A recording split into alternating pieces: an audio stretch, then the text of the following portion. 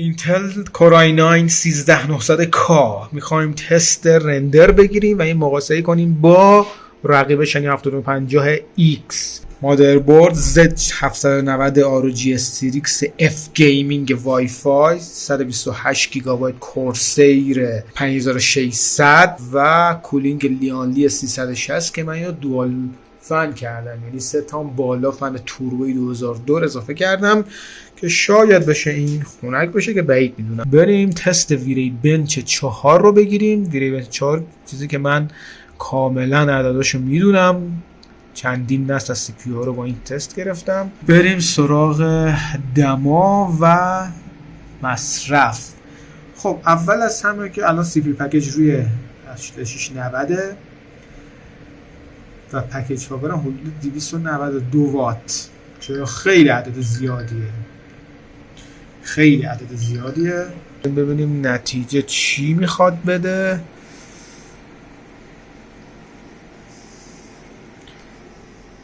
35,000 نه، یه جای کار میلنگه، اشتباس، نمیتونه اینقدر کم باشه.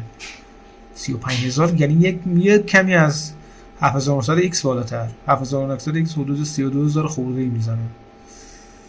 نه، یه جای کار اشتباس. چی شده؟ بذار یه بار دیگه تست بگیریم. خب این دفعه یه مقدار بالاتر رفت، 36,000 خیلی پایینه، ولی خب همه کارا رو 100% بودن. و بریم سراغ تست بعدی. خب تست ویری بنچمارک 5 و بریم ببینیم که 13900 این بار چی کار میکنه. 5.5 گیگاهرتز و 91 درجه، 93 درجه. بریم ببینیم چند میزنه. خب داره تموم میشه. این عدد 100 درجه فکر کنم برای اینتل بازها، برای کسی که اینتل دارن عدد طبیعیه، همیشه این 100 رو دیگه میبینن. الان هم که 94 میره و عدد 24394. بریم ببینیم 7950X چقدر میخواد بزنه. خب میریم سراغ رایزن 9 7950X و تست ویری بنچ. مولتی کور الان روی 551. کولینگ خیلی ساده، 1/3 قیمت. تاف گیمینگ B650 که تقریبا 1/3 این هم، و کیسی که اونم قیمتش 1/5 کیسیه که برای 13900 بستیم. و اینجا روی 92 که تا 99 هم رفته، یعنی حدودش 93. تنظیمات اصلا هیچ دستی نزدم فعلا بهش. 207 وات.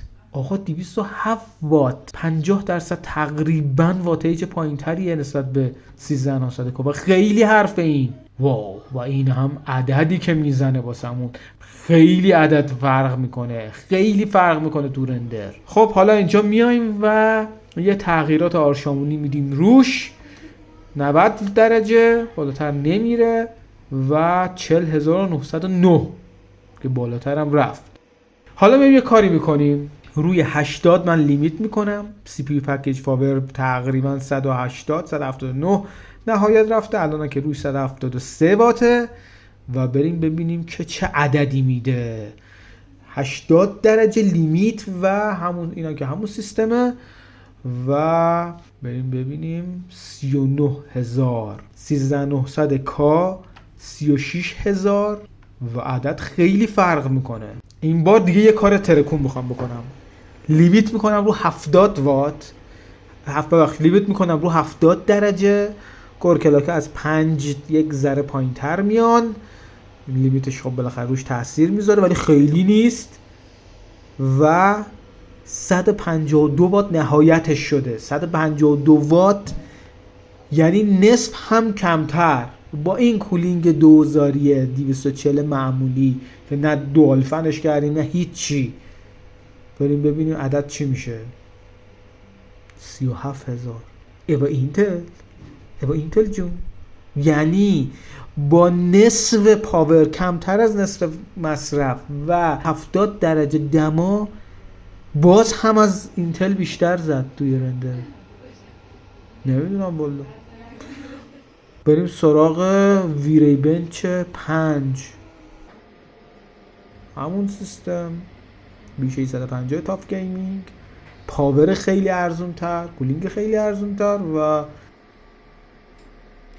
27915 عددی که داد. نمیدونم والا، خودتون دیگه قضاوت کنین اینو.